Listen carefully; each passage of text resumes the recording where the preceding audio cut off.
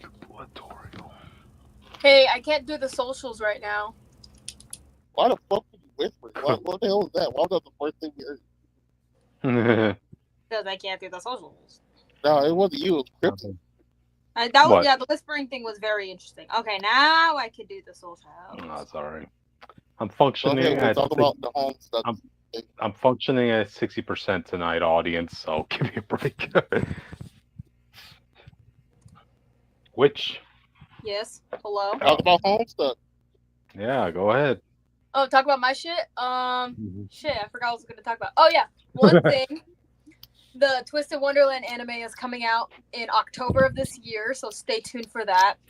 I'm not gonna talk about the new panty and stocking season until either it You're gonna finishes make it its. choke you. Talk about home stuff. Oh wait, let me finish. I'm not done yet. Me. Anyways, I'm not talking about panty and stocking just yet. You're gonna have to wait for that. And then, if any of you guys didn't know or have been in a coma since 2010, you might have heard of Homestuck. Well, bestie, we just got announced that the sister studio to the people who made Hazbin Hotel and Hell of a Boss are working on a Homestuck series.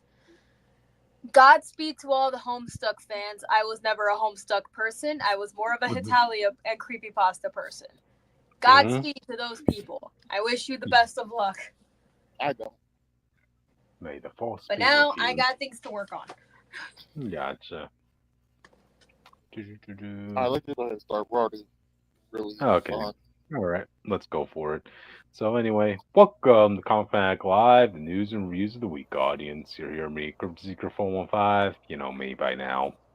Openings over Tuesday, intros over Tuesdays. My ass. And yes, it is I, Jake Talonel, and I am the 10th leader. Anyway, I guess it's my turn. Road Trader, Free Ball. I'm trying to recruit a Space Marine into my team, but he's being kind of an asshole about it. Yeah, sure. Anyways, I'm Richter, also known as the Witch of Jotunheim, pronouns they, he, and it's still hot as hell in my room. So, yeah. And together we form the Fanatics, and we talk about the news and reviews of the week. And on our special, oh so special Monday nights, we talk about the media news and the comic news. But I think Also, that's wrong. We formed the Megazord. whatever Austin said, that too. Yeah. And we also have social medias, which can also introduce. Yeah, we do. First of all, subscribe to us because we're trying to get to 100 subscribers so that we can have something cool happen to us. Don't worry, it's not going to harm us, but just wait and see what happens. We're still at in the 60s. Get us to the hundreds, please. Anyways, yeah, you can also find us on our Twitter at Comic Fanatic 69 because I am not calling it X. That is the stupidest shit ever. Anyways, yeah, you can, if you want to find me because you like my nasally ass, weird ass voice and weird ass interests, you can find me on my Twitter at Witch of Jotun with an E instead of a U, even though I'm trying not to use it as much because Twitter is a hellscape. Anyways, you can find me on TikTok, Instagram, and all that jazz at witch_of_Jotunheim. You can find me on Tumblr and Blue Sky at Northstar Aria. You can find me on Rednote / Xiaohongshu at Witch of Jotun whenever I remember to post on there. Wink wonk.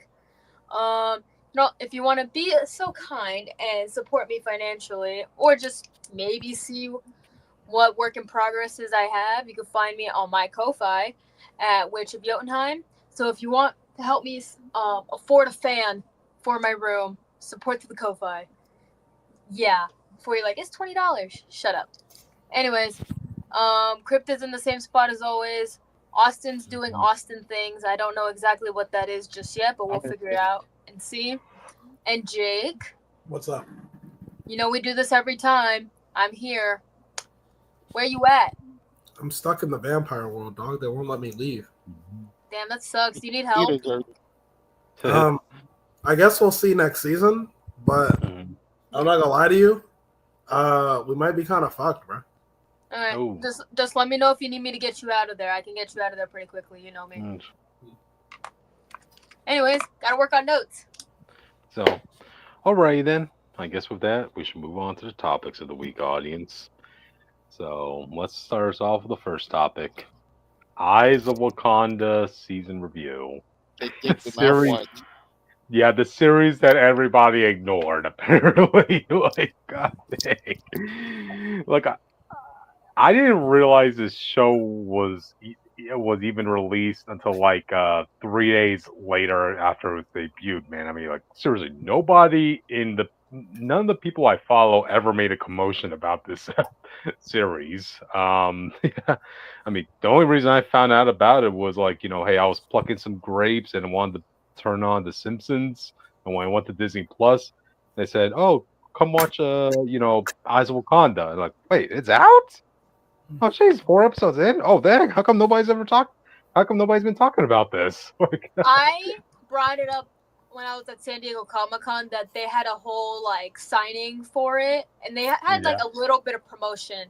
Other than that, I barely saw any promotion for their show, and I have my well, theories I, on to why, but whatever. I mean, Get back to I you. don't think it's. I mean, I don't think it's just promotion. I mean, like we all saw the trailer. We all talked about it as one of our topics. It literally had a release date on the trailer, but none of us remembered it was coming out. You know? In my defense, I was worrying on other Yeah, things. yeah. And plus, like, out of this whole group, like, I'm literally the only one here who actually watched the whole series, miraculously. So I guess we could go one by one. It's only a 4 episode mini series, right, audience? And there's not very much topics to talk about today. So, all right, I mean, we can start. Basically, this is an anthology series, audience. This is following what were they called again, Austin? The Watchdogs? What, the Dora Milaje? No, there's like this special division in Wakanda that's in It's the Ah, War Wakanda Dogs, Army. dude. They're the ones The in the comics that wear the all white Black Panther suits. Oh, okay, okay. The War Dogs. Okay, yeah, I'm confusing them with the Watchdogs, which was the Captain America enemy group. So okay, the War Dogs. Okay, yeah, that's one thing I got to bring up, audience. Even though I watched all 4 episodes, I'm not going to be able to remember anybody's name in this because I feel like after this past, like none of these characters are really going to be relevant going forward into any MCU adaptation. So yeah, this is telling the story of the war dogs throughout time. Their whole duty is literally to go out and retrieve any stolen vibranium material from them, you know? So the first episode really starts off with a rogue war dog agent who, yeah, decided, yeah, I did my time, went on a mission outside of borders of Wakanda, and you know what? I realized I'm free out here. Things can be pretty good out here for me. I mean, I have a leap in technology thanks to like the vibranium tech I took from Wakanda. So yeah, I can basically become king here. You know, so that didn't really sit well with the Wakandans, so they sent like Adore Milage to go and well, kind of take care of him. Let me bring up the picture of that guy. That's him. And Austin, you want to tell us something about the mask? Oh yeah, the mask. People don't remember the mask that Killmonger took from the Museum of War of Black Panther One. Yep. Yeah, it's a nice little Easter egg there. You know, That's not that's gonna be what the makes him more rusted and old. yeah. I mean that's not gonna be the last time we talk about an Easter egg from Killmonger's side, but we'll get to it later. Um, Episode was okay. I mean, again, like if just followed the story of the Dormer Milage chick, and yeah, she finishes her duty, this and that, and yeah, we just pretty much move on to the next episode. Do damn, that was the it? next, yeah, the No, next. no, what? Well, They're we're 30 talking minutes. about yeah, Okay. 30 minutes at a time. So, yeah, the second episode details this guy, another war dog, and this is around the Trojan Wars, actually. Yeah, like, this guy and, he's really best buddies with Achilles in this. I mean, like, they would basically die for each other, is what this episode's implying, which made it all the more hurtful when Achilles realized that he kind of betrayed him and that he actually had a secret mission. Because apparently, uh, it was Helen of Troy that actually has a vibranium necklace that this guy came in to retrieve, and he kind of just needed Achilles and his army to kind of help him breach the walls and get the machine, get the necklace, this and that. You know, um, Bro, what kind of asshole ass gaslighting shit is that? I know.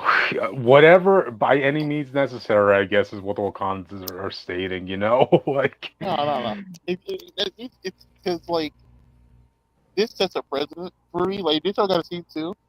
I feel like they're just gonna make Wakanda involved in every important like event, and that would that's what possibly, possibly yes. there's no reason Helen of Troy need to have a vibranium neck. Yeah. I mean, nobody It's even knew literally a about war between the gods. They're like, well, it's Wakanda's here. him. I know, right? I know. Yeah, well, see what happens. Of course, Achilles feels greatly betrayed after realizing, yeah, this guy just had his own mission. So they have a fight, and this guy ends up killing Achilles.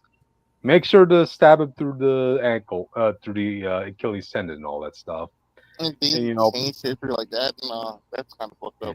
yeah, and then but he does That Achilles a was solid. invincible Wakanda.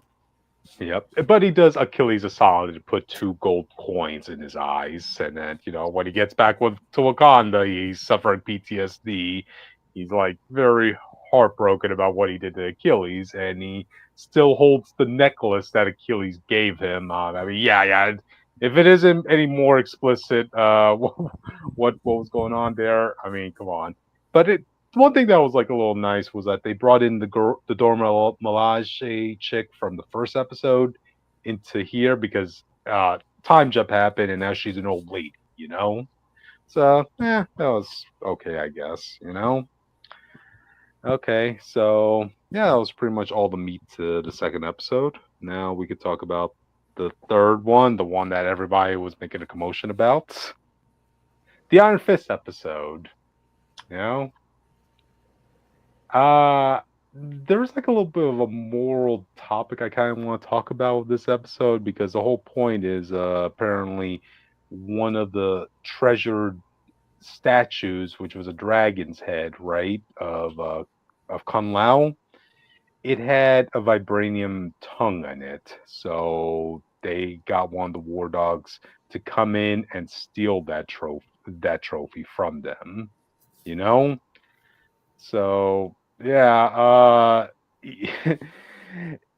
is it thievery if it's like something that's just been passed down from generation to generation? I mean, even the war dog was like saying this was stolen 1,000 years ago. But I'm like, dude, the 1,000 years, the constitution of like what counts as stealing at that point, because now this is considered a sacred object to a different culture now at that point. Um, No, that's still stealing. It just the person who has it isn't the thief. Okay. Yeah, that's why I just want to talk. I just wanted to know the rules on this situation. Because like even the Iron Fist brings up a point. Like, dude, you guys literally have a mountain of vibranium at your disposal. We barely have this. This artifact here means more to our people than it ever will to yours at this point. Yeah. So, oh yeah, and we do get to see the newest adaptation of the Iron Fist here, which was the girl that the war dog was sleeping with. Yeah, yeah. So, what'd you think of her, Austin? So far, she's okay. I didn't like how they did her, mainly like personality wise, character wise, to be honest. But the Mm-hmm. way they handle her abilities and fighting skill was fine. Yeah. So the meat and potatoes of this episode is Basha, who's the Wakanda person's name. I only know because I'm watching the episode right now. He basically wanted Missy to get the tongue and his artifact, but he met the female. Well, he fake act like he was going to die, so this chick will save him, and turned the chick with the Iron Fist, who was retrieving the artifact. And they both thought they seduced each other. Okay. That's a whole like multiple lines about that, by the way. Gotcha. And well, so it's like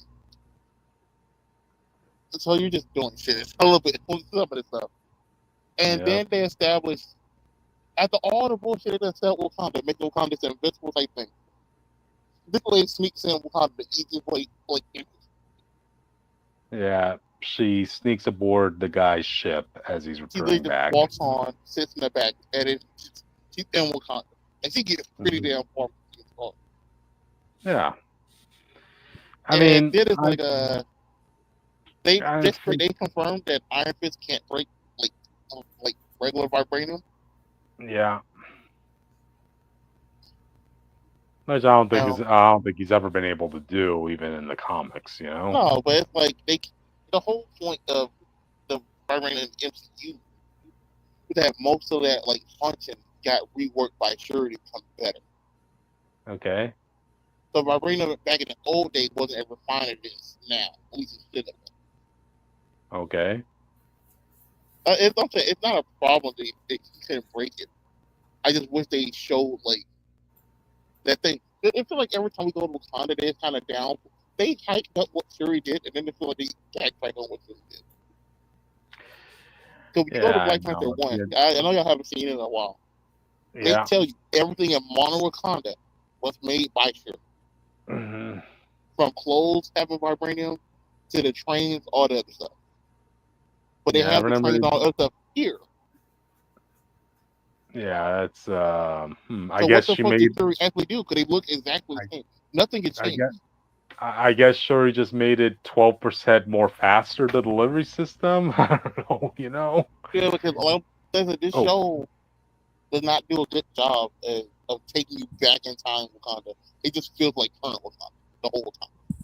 Mhm. From tech to It's almost look like to it's I think almost that's clothing. like because the Black Panther movies never did a good job of establishing Wakanda outside of a place. yeah. I like those movies, but you don't really learn much about Wakanda's inner workings other than the basics. Oh, they have the Mhm. high tech city over here, and they have the more traditional people over there, and then they have the 8 people over here. But like the inner workings, like the way that you watch a Spider-Man movie, and because it's a real place, you know how New York works, ins and outs. Like the delis and all the other places. Like when you see Spider-Man go somewhere, you understand what that means. In Wakanda, you don't really know much, so it is kind of Also, like in the first movie, you get that to a degree. You understand like the path between like the vibranium mountains to how far it is to the people.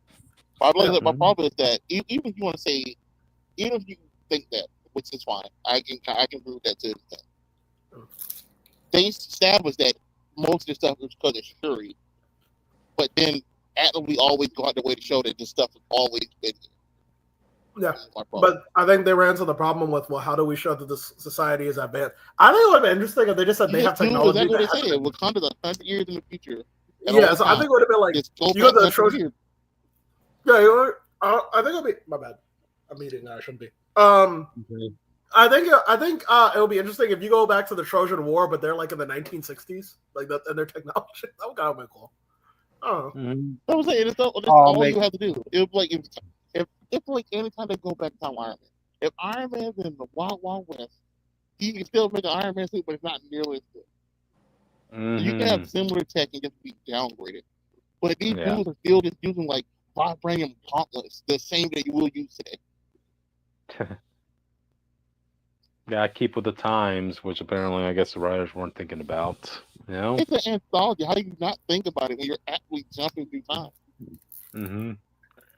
Yeah, that is a food for thought moment. Uh, But yeah. the Iron Fist lady was okay. It was just weird. Like Yeah. it wasn't in with like Kung Lun, which Mhm. they all Iron Fist usually treats like the biggest sin until Daniel Rand. Mhm. And then like she has attacked another secret city, which should be like Mhm. a whole really if it happened contemplated right now, there'll be a whole goddamn war about it. Oh, dang. It would Well, to not be matter fair, if it was about that if they put that on back. It definitely. the two Wakandans who know about her kind of like decided to keep this under a Fuck secret for that. We're them, talking about the 1,000 to beat up at that point. Oh well, no, they literally say this was just a testing simulation. Okay. Yeah, That's Right. I know, kind of sweeping things under the rug, but what else can you do in the span of 30 minutes, you know? So, I get it. It's just, yeah. that the Hmm. first instinct for Iron Fist, I don't think it's a good showing. Power wise, it's fine, but like Yeah, I mean, other than that, you don't really get anything from this Iron Fist. You don't know, you don't learn anything. You see the mhm, glowing fist, you're like, oh, that's a power. That's about it. that's it. I mean, choreography wise, it was on point, but you know, you got remember this is an animated project, which you could get a lot you could get away with a lot more polished fight scene as She opposed to also live wasn't even fight action. the Black Panther, so it can't even do like this. Like, how good is she actually? Oh yeah, that's It true. wasn't normal. I think it was the second best, and it wasn't Black Panther. Hmm. That's true. So yeah. Um. Well, that's Iron Fist for your audience. So, any final thoughts on this before we move on to the last episode, Austin? Nope. But look at this spoilers looking like. Okay, let's move on to the last episode. Funny enough, this was actually my favorite episode of the series, right? Look, I couldn't find a picture of the two actual main characters, so you got to bear with me, right? Like the story is about like these two war dogs. One is a prince, like well, like he's the sibling to the one who's actually going to end up being Black Panther during their time. This prince is teamed up with a veteran war dog as they're looking to retrieve you know some a vibranium weapon in the midst of a war somewhere in Italy. I can't remember, but regardless, like it turns out that the very weapon they went to go retrieve was actually the axe you saw from Black Panther. You know, the one that um, Claw and Killmonger stole. Yeah. Yep, that one, that very same one. And they find it and they retrieve it like within the first 5 minutes of the episode. So you're like, oh, okay, that was easy. Easy, easy peasy, lemon Hold on. squeezy, and all that Hello. stuff. Can you Yeah, guys hear me? yeah, we can hear you. Which, which, can you guys hear which? I heard the first time, not the, we're talking now, Oh, no. okay. Okay. Well, while which gets us checked out, let me continue on the episode. So, yeah, they drive on back, and next thing you know, they get attacked by this mysterious figure, and I swear to God, she kind of looked like she went full predator mode on them. Like she was kind of like invisible. She attacked her ship. Fight broke out between them, and then later on they find out that she's actually Wakandan. Actually, she's from the far future of Wakanda. Yeah, actually, to be honest, I thought this was going to be like the Killmonger from the current Superior Avengers book audience, because I'm like, wait, that book thing, that book is still relatively new. Like, they went, they really rushed that far ahead with that character, with that female Killmonger. But nah, it turns out like it was the Black Panther of the future, right? And she actually came back because they need to return that axe back to where they found it. You see, what happened was in the far off future, the whole world basically gets annihilated by the annihilation wave. Uh, yeah, they basically make their debut here. Like they weren't called the annihilation wave, but they were all basically insects and giant, like giant creatures that were shooting lasers. So dang. So what happened was because Wakanda decided to close their borders and just leave the rest of the world to fend for themselves, that gave the annihilation wave time to actually literally uh, take over the whole world, to the point where the only place left was Wakanda.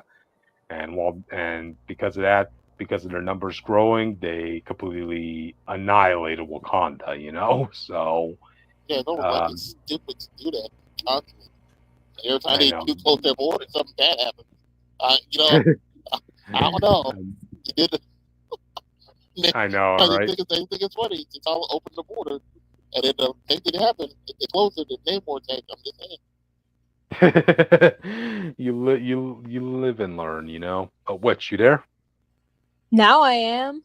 I Okay, now think. can you hear Sorry, my us? phone has been acting like ass for the past God knows how long. Yeah, So, eh, no problem. Which, but y'all you gotta can't work with hear me. us, right? I can hear you guys just fine. Okay. It's just my phone fucking hates me, and since it's hot as fuck here, Oof. my phone is prone to overheating. Gotcha. The things we all go through, audience, to come to you live. Yeah, I just wanted to learn about queer history in a country I do not live. Gotcha. But anyway, so yeah, Wakanda's gonna basically be destroyed by annihilation wave. So what the Black Panther this future does is she goes back. They have like this device or whatever that looks through history, right? So she tries to go pinpoint the exact moment in the past that will give a ripple effect to saving their future, and she finds it is specifically Killmonger stealing that axe that'll set off the chain reaction for Wakanda to Oh, want that to win sounds with the fucking outside dumb. wars. I know it's a lot of time travel shenanigans, right? It's the That'd be best like she could saying do. no. Because like no, it's stupid in the sense of like eventually something's gonna happen to the axe regardless. Hmm. We just But have to no, get the axe back after Killmonger killed it. He don't keep it, he dies. but no. Well, no. The thing is, like, that sets off the chain reaction of like T'Challa wanting to, work with the outside world.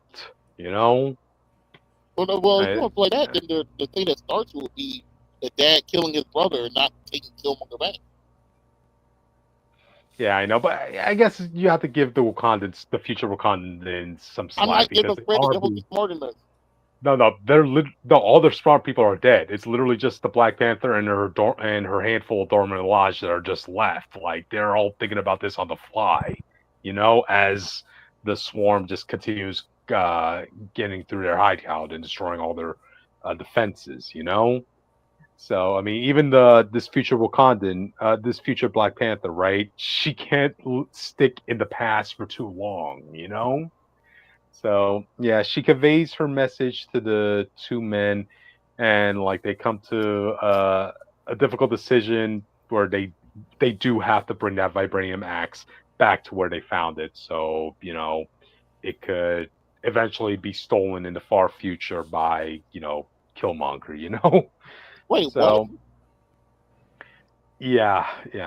So they do all that only to return the axe and realize actually Killmonger killing was for the best. Well, they won't know who Killmonger is. They'll just know that somebody's going to steal this axe, and that'll cause the chain reaction for the future. They don't even know if they saved the future, Austin. They just went on a hunch. They just believed everything this lady said. You know? And this your favorite episode. Nah. I just like the point about like going back to the axe. I just thought that was a fun Easter egg to go to. And I did like the kid for the most part because, like, the kid just, he wanted to make a name for himself, really, because, given that he was the second brother in the royal family, history's never going to remember the second brother. So he only took the war dog position to find a way to at least, do something with his life. And hey, even though nobody's going to remember this or even acknowledge what he did in saving the future, like, hey, it was a mission. That's all they were there to do. For the sanctity of the Wakanda and that stuff. So yeah. Funny enough, like he was even monologuing towards the end, like, I wonder what this person must be like, to cause that much commotion in the future. And then you do see a shot of Killmonger in the museum as the series ends. So yeah, yeah. Uh, was it convoluted? Probably. Yeah, it does have some hiccups, audience, but it's time travel, all right. You're always gonna have hiccups in time traveling stories. It's really not. Just stop taking stupid times to go back. Hmm. Gotcha. Oh, the annihilation wave happened. How about you go back to the start of the annihilation wave? No close or fucking borders. Why are you going Mhm. back? That was bro. I can't do that. Gotcha. So yeah, it is what it is. It's only 4 episodes, audience. At the end of the day, So, is it important down the line? That's a bigger problem. They Okay. hyped this show up for years. It was a remember we're gonna get like the Okoye show and all the other stuff, and then we finally get a show. It's a Black Panther. And it's just 4 episodes of random bullshit going on. Yeah, I guess they were just struggling to figure out what they would do with these characters going forward. Like, do they want these to go on to other projects, or do they want it to be self-contained? In this situation, it's completely self-contained, audience. Again, And I'm not that's bothered. okay. Not everything has to be Yep. connected with everything. Yeah, true. But again, I'm not gonna remember This is the anybody's show names. that should be connected though. It's literally the history of Wakanda, but instead of Mhm. actually focusing on the Black Panther of each era and showing the impact Wakanda has on the world in the sense of through people that are more important by default. They did random people who you won't remember the name of or probably ever see it, which kind of messed up. Yeah, pretty much. So, I mean, there you have it. I mean, it's there. If anybody wants to see it, you, what's your overall rating for this, Austin? Well, I mean, oh yeah, you saw 1 episode, right? That's what I gave. I gave it like a 7. Okay. Yeah, I'm comfortable enough giving it like 7 2. It's all 4 episodes at least, which is more than I could say than most people out there. So, all right. Any final thoughts on this before we move on, guys? My face is stained from the face paint that I had on. There you go. Hold on a sec. All right. With that, let's move on to the next episode, audience. That's also you, Cryptid. Okay, so it's King of the Hill season 14 review, audience. All right, so I guess once again I'm the only one who watched this whole series, right? The whole series, but not But- not the only one who watched a couple episodes. Okay, yeah, well, I am the biggest King of the Hill fan here after all, I can literally watch any episode over and over. It has a great rewatchability factor to it, Oh yeah, audience. well, tell me why Peggy is an asshole to Bobby. Okay. Well, Jake, in all fairness, dude, if Bobby did one of the most unspeakable acts and tried to kick his mother in between the legs. That's not even what I'm talking about. I was watching season 9 and I saw the episode where the Garden Gnome episode. Do you remember that one?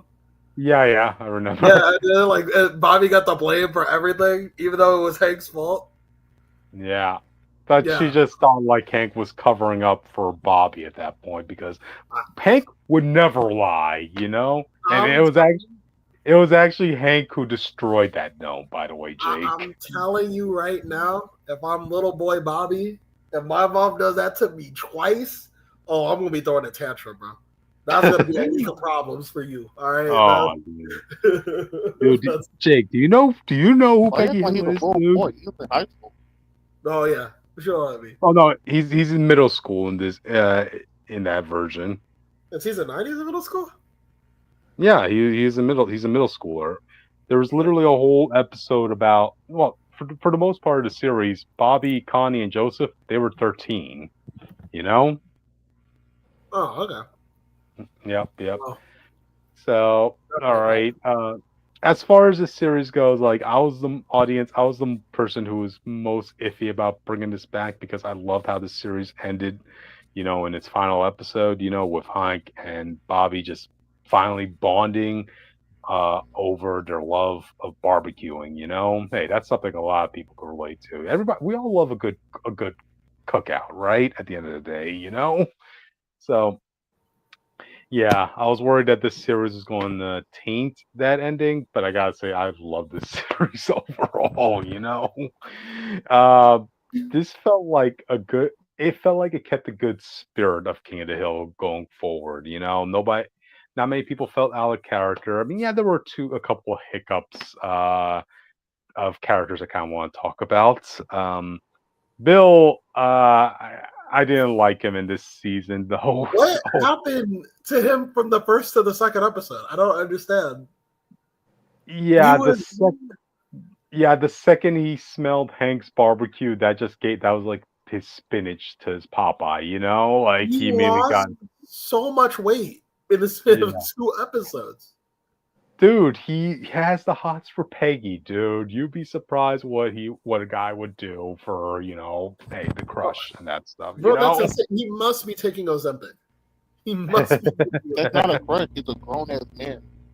He basically No, did not. Okay, crush is not the proper word. I would say obsession audience, There literally is an episode where he takes the trash can that Peggy had. Yeah, into his home. Yeah. I'm still bothered. I'm not gonna lie, I laughed, but I'm still bothered by when he said, "I finished Netflix." I was like, "What?" Well, he did. Well, the thing is, he was talking about the pandemic era. But Yeah, this. It does not matter. You saying you watch all the shows on Netflix. Yeah, because he had nothing else to do. That's correct. I don't think I promise watched. you, there's no one during the pandemic that watched all of fucking Netflix. Well, that's Bill. That's Bill. He literally has nobody else to talk to. I know it was funny. I'm saying There's it was plenty of funny. people like that. I can promise you, none of them finished Netflix. I'm just saying, none of those people are I like wouldn't Bill. think that it- None of those people are like Bill. I'll tell you that, man.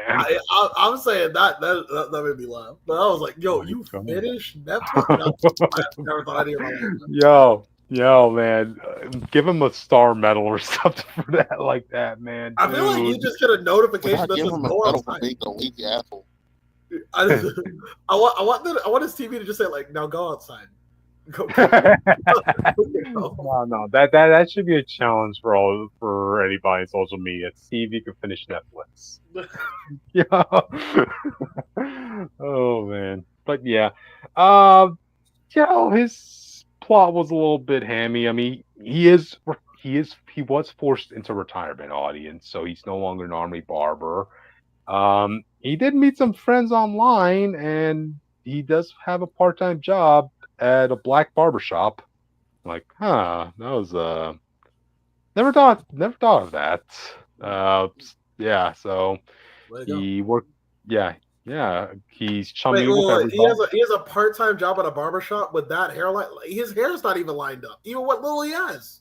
Yeah, but Jake, he is an accomplished army barber. I would never trust this man to be my barber, bro. Look at. I'm not even talking about his head. I'm saying, look at the hair that's on his head. It's not even lined properly. Who's lining his hair?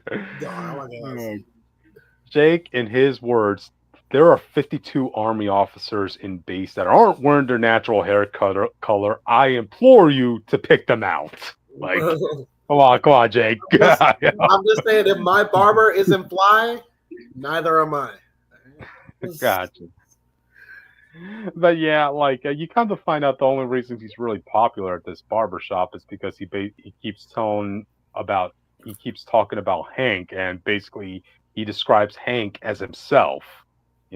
Suicidal, at home, lives alone, had a wife that left him, and he also made up the story that Peggy is his wife.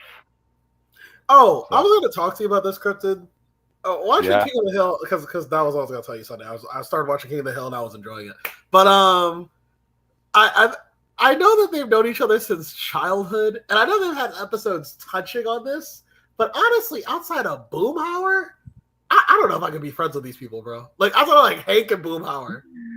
They're your neighborhood. They are your neighborhood buddies, man. You don't know the sacred bond of sharing a beer with somebody, man. Come on. Dale is 20-some years old. You don't think he shared a drink with somebody? I'm just bro. Dale is just an asshole in some episodes. At least the ones I've seen. I haven't seen all of King of the Hill. I've just seen some. And the more I remember and learn about Bill, I mean, in the episodes I've seen, he's pretty much fine. So I don't really have an issue with him so far.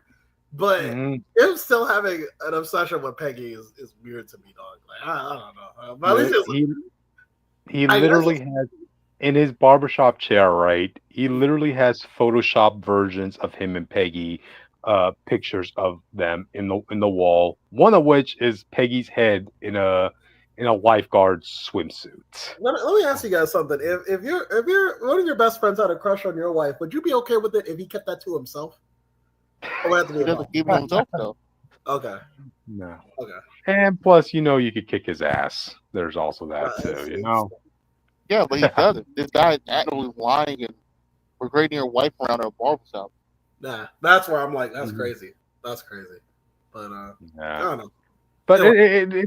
but it's okay. It's okay. Bill Stop ends up trying to say it's agreeing to okay. no. The resolution to the episode, right? Hank tells him like, yeah, I want you to end this story between you and my wife, all right, in this barbershop thing, and Bill agrees. So he tells everybody in the barbershop that Peggy died.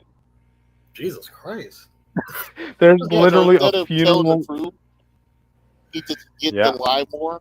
And He just blows doubled his life. down. Yeah, that's why I wasn't a fan of Bill in this adaptation, So there's literally a funeral going on in Bill Dauterive's house where he invites all the members of the barbershop and their families who come to grieve Bill, Okay, you say this adaptation. I asked, what did he wind up being in the last one? What did he grow out of this? Is this regression? Sadly enough, like a lot of people in the finale of King of the Hill, right? They had like good resolutions or at the end, like or they left at a good spot, but Bill not really. He was, yeah, he didn't really get a happy ending moment, which was sad.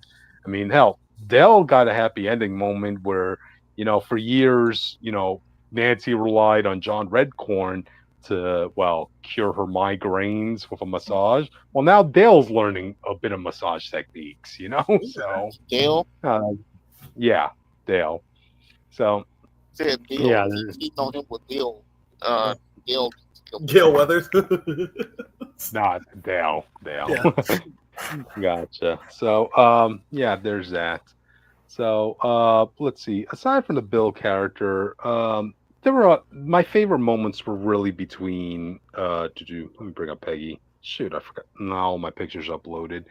But anyway, I like the connection between Hank and Bobby. Those had like some of the best moments in this Yeah, series. they were good. They were Yeah. good. From what I've seen. Yeah. Yeah, like the best way I could compare this audience is their love of beer, right? Whereas Hank is more old school, like, flavorless beer. Bobby is more of like, hey, the global beer, the flavored beers, this and that, He also- finds Sometimes they Only say taste that better. local- I'm not gonna lie to you, man. there we go, I Some think people like brewed beer. just Even by though first for one. me, most alcohol tastes like chemicals. Ooh. For me, my beer choice is Corona and Modelo. Sorry, That it's sounds just a about family right. beer.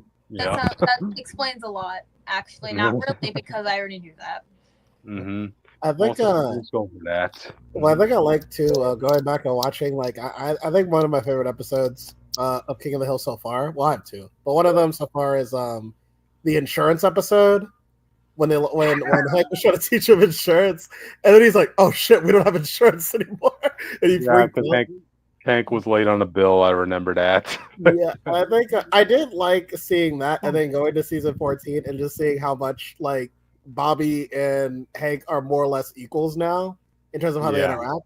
Yeah. It wasn't. I mean, don't get me wrong. Bobby had his smart ass moments with his dad, and I didn't like that Hank is the type of dad to be like, "All right, listen, like you're still my son, bro. You better chill out." But I like as an adult they could talk to each other more as equals, which is the best part of when you get to be an adult and your parents stop seeing you as like just this thing to take care of, and now they actually do like respect you as another equal being. I do like that. Exactly. Those are some good moments. But speaking of respecting each other, oh yeah, my favorite episode of this series audience was actually the third episode. That was the episode where Hank found out the truth. Oh damn! I was trying to get to. I saw the clip. I was trying to get to that episode. I just never had the time. It was where Hank found out that Bobby uses charcoal in his Robota style restaurants. Like, I'm surprised don't understand why he's surprised by that. They had a whole episode about how Bobby prefers charcoal. well, no, here's the thing. Like Bob, well, what happened during the time skip is that Hank Hill was having hours and hours of conversation with Bobby about all the different propane systems to use for his restaurant. And like Hank literally says, but we talked for hours about all the utensils and gadgets and I know, machinery but to he use for also your knew restaurant. because But they had here's the episodes about it. yeah, And Bobby prefers charcoal.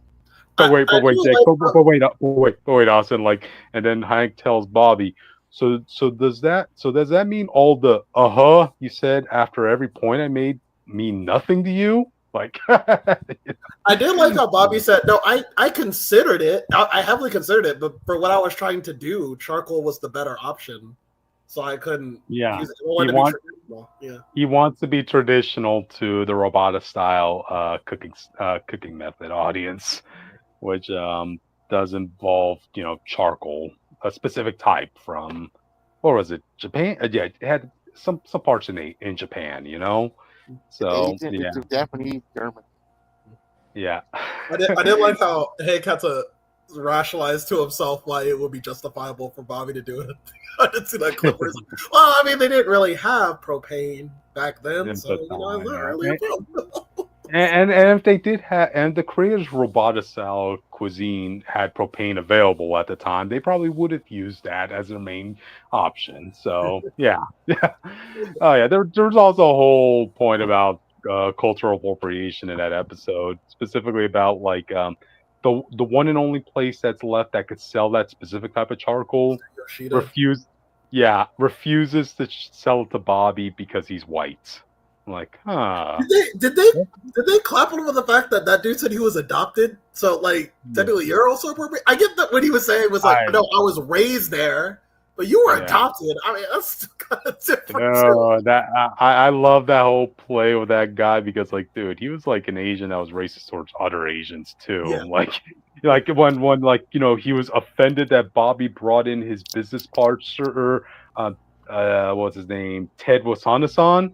He's like saying, "You come and bring in this token Japanese kid and think everything is gonna be all right," and then Shane said, "I'm Laotian," and then the guy said, "Oh, that's even worse." I'm like, whoa, Now, to be fair, in the clip I saw, he seemed to know more about his culture than Wasana-san did.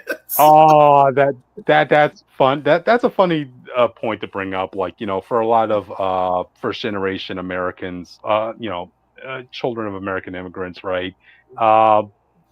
They're raised in America. They know more about American culture as opposed to like where they came from. So I did like that bit where Chain was like saying, "Oh, if only you're lucky I didn't my people don't have a Laotian martial art because I would use it to kick your ass." And then the guy said, "Yeah, you do have a Laotian martial arts. Like it's called Bin Lao. Like, hey, don't talk to me about my culture." Oh, but that was I didn't see you the know, whole Jake.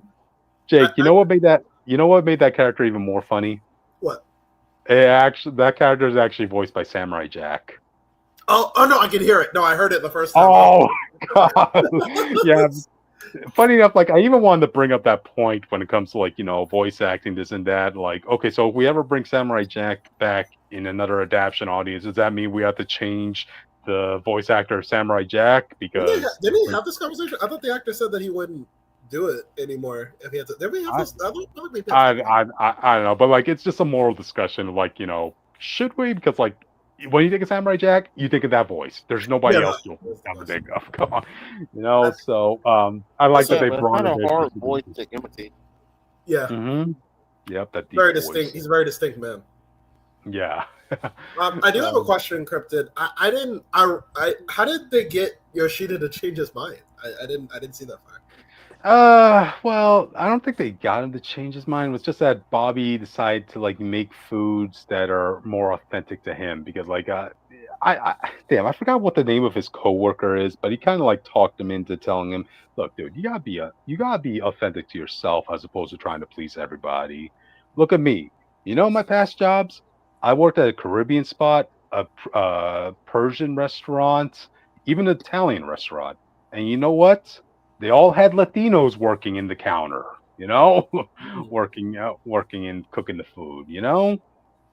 So Bobby took that to heart, and like he just made food the way he liked it, and I guess I that was enough to don't please like this. everybody. It's literally just rehashing its own barbecue episode. Everything about it. When the Like, charcoal to the lesson of him finding out he just needs to cook the way he got to cook his own fault.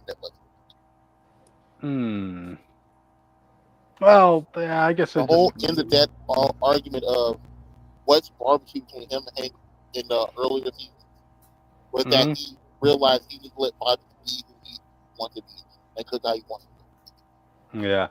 Well, Hank has learned to be more accepting over the years. I mean, for God's sakes, like now He he's clearly big. wasn't. We had to no, redo he's the saying, episode. yeah, he's saying that Hank's already done this before. Is that what I'm getting at? Is that what you're getting at? Yeah, we've had this exact episode where Bobby was a kid. To be fair, Hank is a very gullible character at times. I mean, like, for God's sakes, stop giving excuses. No, no reason to redo an episode. Jake, I'm giving you an example because at the end, he gets screwed over by Buck Strickland and he acts surprised. I'm like, this is the same guy who tried framing you for murder, dude. Come on, and you easily forgave this guy. Like, yeah, that doesn't make those traits good or enjoyable to watch. Yeah, it's just something you have to kind of go with the flow, I guess, you know. But let's see what else about this. Oh, yeah, I figure we should talk about him. John Redcorn. I know nothing about what happened over this one. Oh, I do know the TV. He's like on The a actor passed away. No, he didn't. the actor. He got killed. He got killed. Yeah, that was. Passed away. It's say all that he's not here. Gotcha.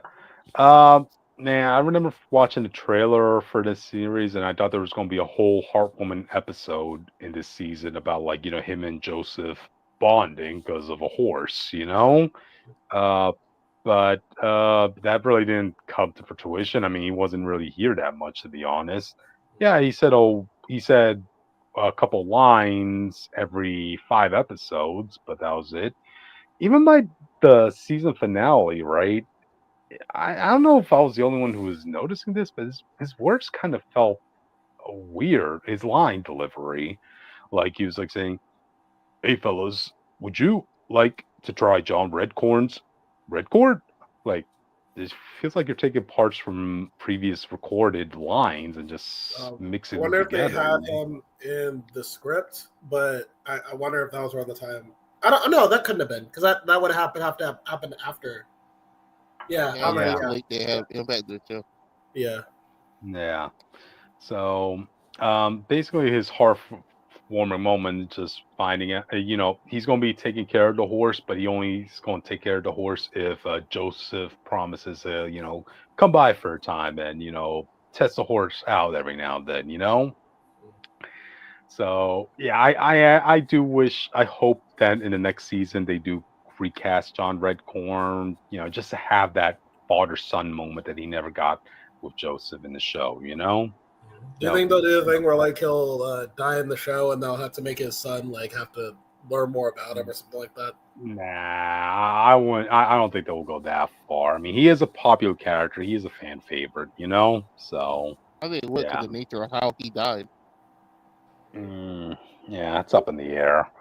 Well, we'll see what happens. You know, I just want that heartfelt moment. You know, so yeah.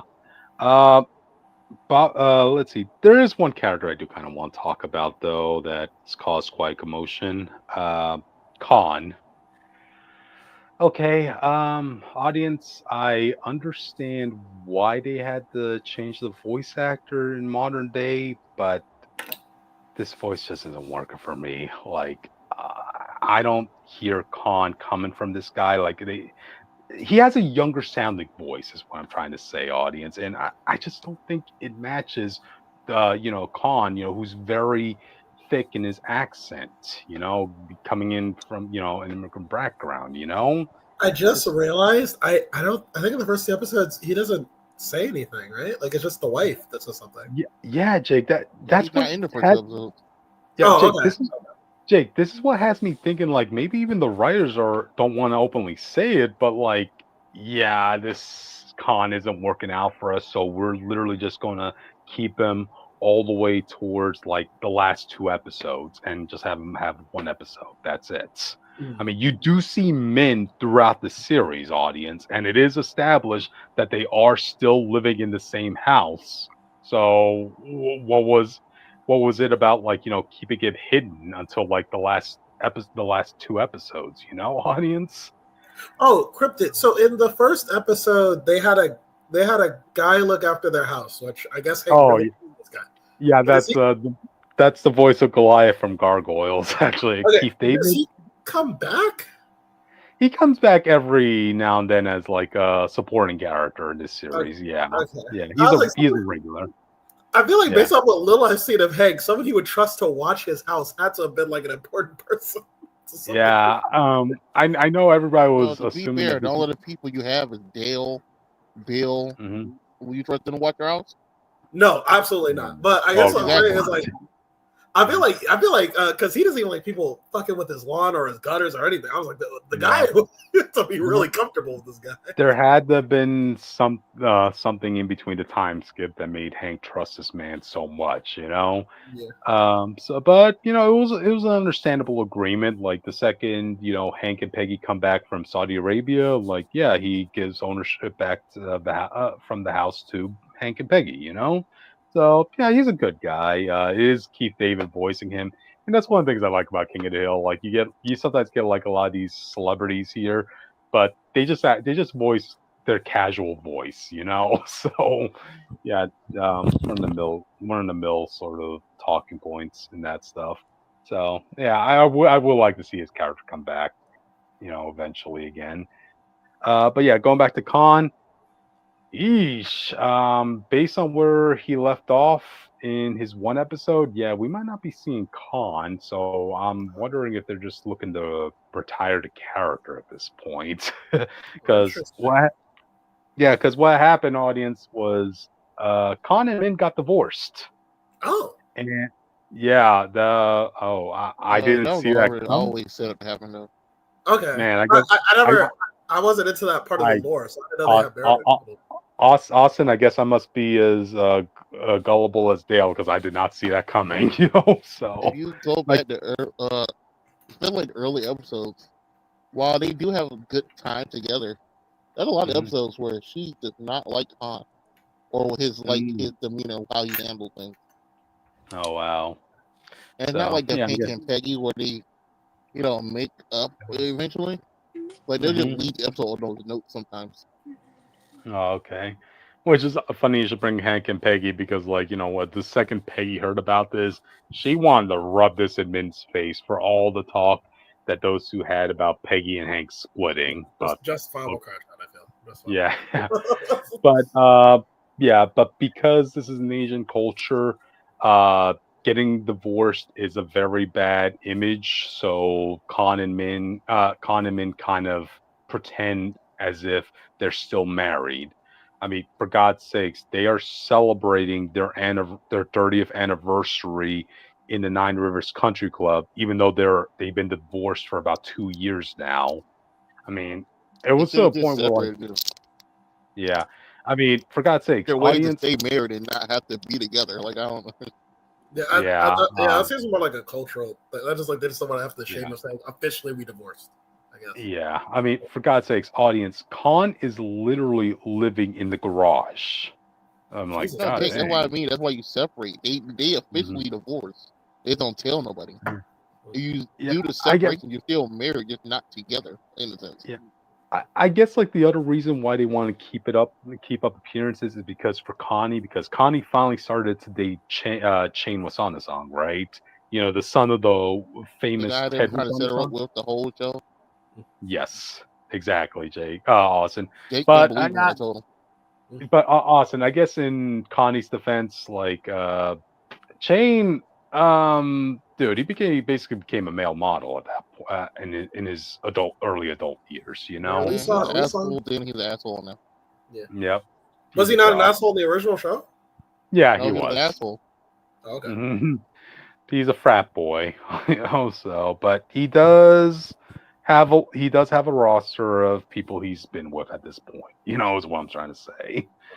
But anyway, I guess like in Min and Khan's words, they cannot risk letting their divorce be open because it would look very bad on Connie if she's if Chain is dating somebody whose parents are divorced or something like that, you know?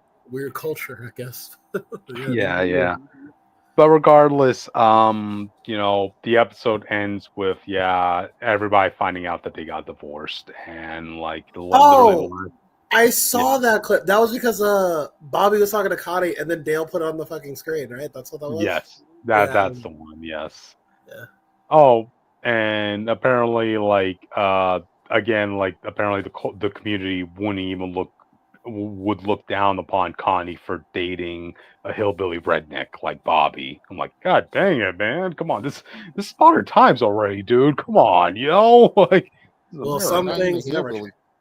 change. Hmm. Yeah, but regardless, the end of the If episode is Bobby's a hillbilly, he never goes down south to like actual now. Alabama and stuff.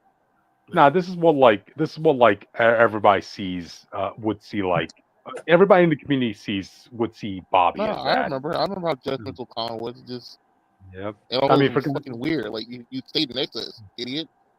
yeah. I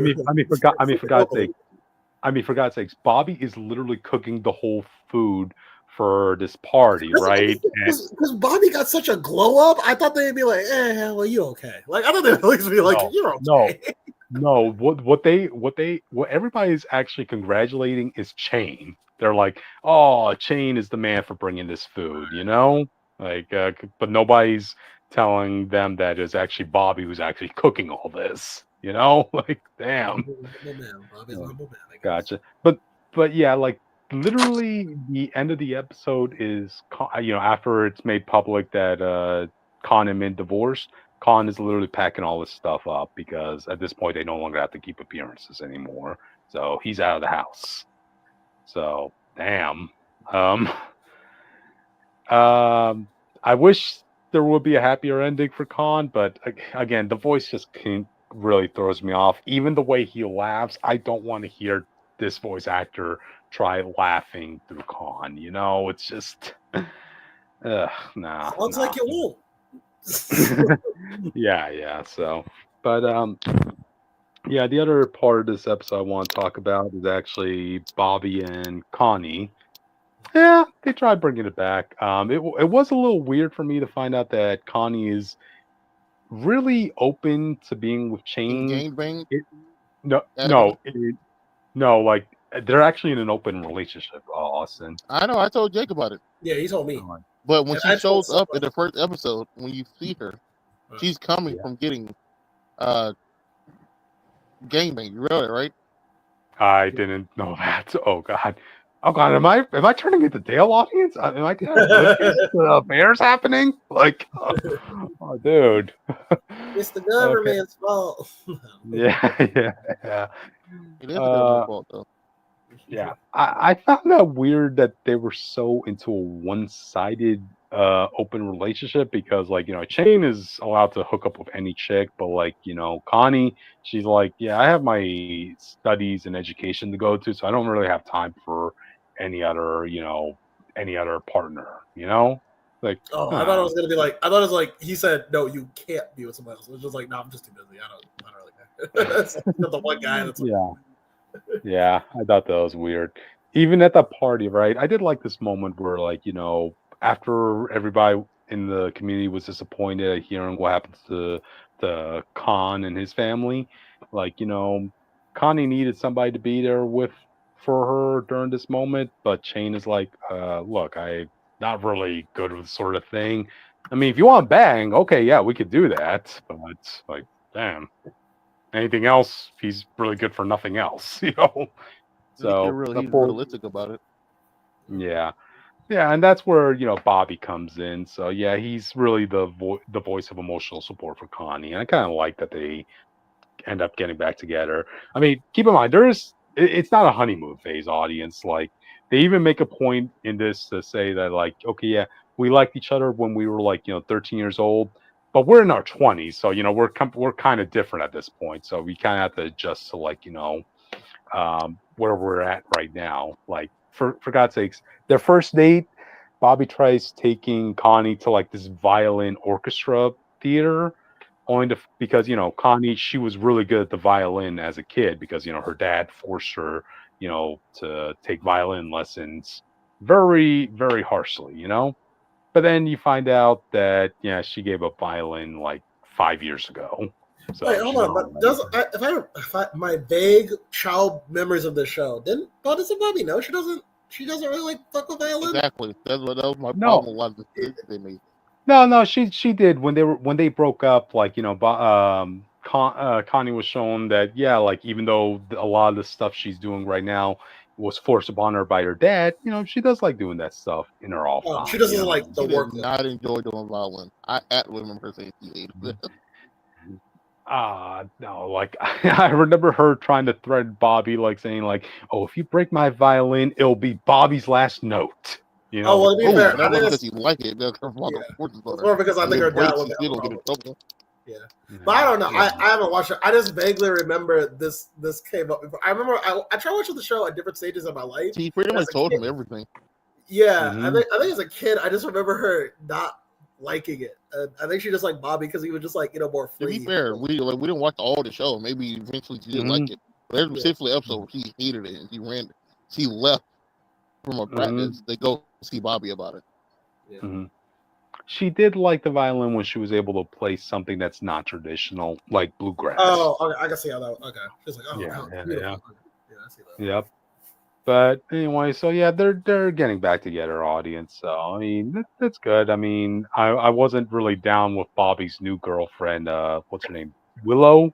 Didn't she shit on a desk? That's all I know about her. Yeah. Like even Hank was telling Bobby, considering what we just saw her do, I would suggest breaking things off with her gently, Bobby. Like, oh wow. I don't have Uh, shit on my house, boy. yeah. Man, what a time to live in. Like, okay, how can you be a What time vegan to when be you're alive, living? guys? Yeah. How can you be a vegan when you're living in Texas? Like I asked that. Like, come on, No, and you know what's funny about that? Going off my own experiences, try being a goth person in Arizona. Ooh, there Exactly. you go. Live. We should make there should be a whole show based on which just on that concept alone, Bitch, let's it exists. It's called my life. my life will witch. All right. Let's see. Anything else about this episode? Yeah, it was good seeing GH back, audience. Like they did bring in Hank's other brother Junichiro back for one 5-minute scene because there was a settlement fee that was happening with this medical facility that was giving their father ointment for his shins that turned out to be horribly wrong. So they got a settlement fee. So you saw Junichiro, Hank, and his brother, Good Hank. Wow, it's weird to be in retirement age, yet you have a teenage little brother. I'm like, huh, okay, yeah. That's What why I is could do what? it. Honestly, Yep. people are weird. I have a question. Mhm. You said a step Yeah. sibling? No, that's his. No, it's They both actual had. brother. Yeah, they both had the same father, different mothers. So step sibling. That makes a lot of No. fucking sense because if you know anything about the reproductive system, you know that men can just pew pew pew pew pew pew pew all they fucking want until they're dead. Yeah, pretty much. I don't know about till you're dead, but I guess for a long time, I guess. No, until the person with the penar is dead, they can do that. Well, they shouldn't do that, but the option is there, I guess. Even I'm looking up too much Canadian queer history for me to get into this. I need to get back to it. Gotcha. I guess even if you're in your 80s audience with a narrow urethra, man, you can still get babies. Yeah, I know that's a theory out there. People are theorizing that cotton has a narrow urethra as well. I mean, the fact that you have two sons with two different mothers, and the fact that both of them just happen to have the narrow urethra. I mean, there's only one common person in the genetic spice There's pool. one common denominator, guys. I want you to Listen, guess. maybe he just got very lucky with who he picked. Okay, Oh, and one thing I did like about GH, right? Oh my god, when he throws insults at Hank, he's kind of says the same words that Cotton Hill would say. So it's like spiritually Cotton's still in Hank's life. Like, god damn, dude. Yeah. It's always Oh, nice to know Grandpa's back. You like that his brother reminds him of the shittiest father of all time? I know. There's literally a clip like where Cotton's driving Hank back after the most humiliating day of football of his life, right? Hank's like, wimping and crying, and then Cotton's like saying, "That better be sweat running down your eyes, boy." Like, good lord. Damn. But yeah, King of the Hill season 14 definitely recommend. It was a lot of fun. So I will comfortably give it a 9. So yeah, I'll still be able to rewatch each episode. So Yeah, so I think from what I've seen, just I'll be really brief. I've only seen 2 episodes. I think from what I've seen, it does. I have seen the old and the new. Not that much mhm, of the old, but enough to really feel like I understand what I like about the show. I yeah, still think those elements are here in this season. The slice of life aspect, the cultures yep, clashing, all that stuff. I think Hank is still from comparing him from season 9 to season 14. I think he's still an enjoyable character. I don't know what it is. Hank's like a character like I know in life I would not do like I would not react half the way that he does to half the shit he does. But yeah. I fuck with him anyway. Like I I think like, I that think show is very popular in Japan. oh, that's And there's Ironic. like Wow. there was like discussions apparently whether to just have subtitles or to have it be Mhm. dubbed in Japanese. Oh Um, wow. because they want That, the reason for the people wanting it subtitled is for the jokes, I guess, uh could huh. still like be there, like the commentary could still like be Which accurate, I guess. Which I can only imagine a lot of people out of the country are just love seeing like what they think an American family will be like in King of the Hill. This is their idea of what the neighborhood is like. So yeah. I don't know, but my face But, is still stained. mhm. but also like I do still enjoy the characters. I do enjoy now. Like I said, I'm going through my own King of the Hill journey, so I know Mhm. there'll probably be some. I can already see Dale at some point is probably gonna get on my nerves, and I probably won't like go by the end. Yeah. But I don't know. I mean, even Boomhauer, the running joke, at least in the first 2 episodes, with the kid he takes care of, and Boomhauer will say something, the kid will be like, "What? What'd you say?" She always kisses me. Like Boomhauer will be like, "Damn, man, Aw. no." The kid will be like, "What?" When we watched it, you made it seem like you didn't like how the joke, because the kid should have been Mhm. involved for years by now. Oh yeah, no, I do. I did Did think it you was weird because I think that kid, I don't know how long Dale's had been with that kid. I mean, no, Boomhauer's been with that kid, even though the joke is funny. Yep. I don't know how long he's been Mhm. with that kid for the kid not to know how Boomhauer talks. Yeah. Um, Hey Jake, did you ever see the episode where Boomhauer brought in his brother Patch? no, I haven't gotten there yet. I Oh, know that well, like some of the characters have. I know some of the characters have duplicates. Like I know Hank has one. That guy he made friends with at the Talking about grocery. Eric. Yeah, okay. what was his name? I forgot. It wasn't Hank. It was something else. But it was like Who? there was a guy who was similar to him, and he Oh, really liked him. I Yeah. know, I know who you're talking about. Yeah. Funny enough, that guy was voiced by Drew Carey, and at the time, everybody figured that Hank was actually literally drawn based on Drew Carey at the Oh, time. okay. I mean, no, no, no, seriously, go look at Drew Carey in his younger days, audience. Like, oh shit, yeah, that's Hank right there. Like, god Yeah, dang. but I think overall, like I'm always gonna have like those slight nitpicks, those things where I'm like, yeah, I don't know about that, but Yeah. I think I do enjoy. I did enjoy what I've seen of this season, and I do Mhm. enjoy King of the Hill. I see why it's a show that people liked. I think I was just too young to really get it, Yeah. which is Yeah. fair. So It it it aged as you grew. It aged yeah. good. Which So is what I think I've tried it at different points. As a kid, I hated it. As a teenager, I was like, it's all right. And now as an adult, I'm like, no, I actually do like it. I get into the vibe of it. yeah. Again, if anything, audience, just watch that one episode. I think it was episode 3 about the whole charcoal thing. Because yeah, that's a very funny episode. So yeah. Um All right, then. I guess with that, we should probably move on to the other topics. So, man. Yeah, All it's right. already past an hour. Proud of Yeah. you guys. Gotcha. All right. So, go ahead. Who wants to talk about this one? Beau Demayo is back again. Blasting Yay. Marvel executives. I don't believe his bullshit, to be honest. Go ahead, Because the elaborate. thing he's talking about, the only thing we know he was in there pitching them is X-Men '97, which is all comic book stories. Mm-hmm. But I he mean, made it there seem are like, comic book stories in there, but it's not like a one for one. yeah, but every storyline in here is adapted from a comic. It don't have to be a Mhm. one-to-one to be a comic book storyline.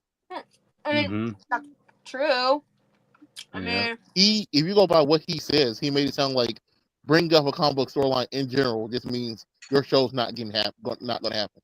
But that's all X-Men '97 is. It just comic book stories adapted one way or another. Mm-hmm. Like there were sometimes one-to-one, a lot of times not one-to-one. Yep. And then he tried to say, "Oh, I know that's exactly what Matt's going through." But if you go by the director of Phantom 4, he said he didn't have to fight about anything. Wow. They Oh, pretty much gave difference. him everything he wanted, and the choice to get rid of Red Ghost was his last minute decision. Since Red Ghost didn't serve a lot to the plot, he thought it would kill the time. Right. You, Because you really, go. apparently, Red Ghost storyline would just been a little bit with the Super Ape in the beginning, Yeah. and then like he would have got apprehended like before the Silver Surfer showed up when they were trying to beat Bruce World. Yep. You can always. I mean, I figure it'll work for the best because come on, you want to save a couple members of your rogues gallery for future adaptions. You know. I don't think we're gonna get Red Ghost, but I think we're just getting the big hitters. I think in between. Yeah, well, maybe. I just think that maybe Red just Ghost is a big hit in a sense. well, no, I mean like more like the cos. I feel like we go from Dark Mirror.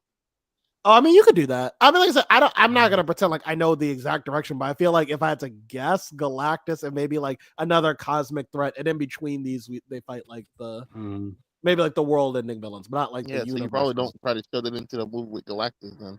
No.